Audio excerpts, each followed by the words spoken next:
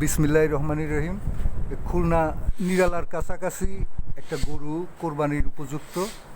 এর বয়স কত হয়েছে ভাই? 2 বছর হয়েছে বয়স।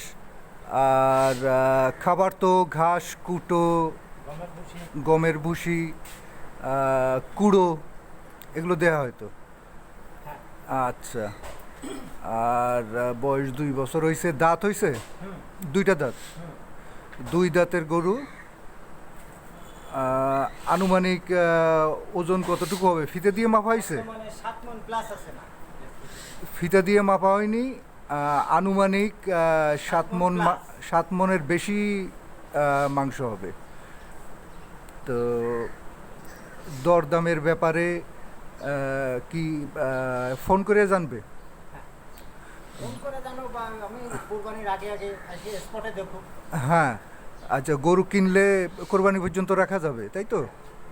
কোরবানি পর্যন্ত রেখে দেবে আলাপ আলোচনার সাপেক্ষে। আর দরদাম ফোন করে এর কাছ থেকে জানিয়ে নেবেন, ভাইয়ের কাছ থেকে জানিয়ে নেবেন। লোকেশনটা হচ্ছে খুলনার নিরালার কাছাকাছি, নাজিরঘাট নামক স্থানে।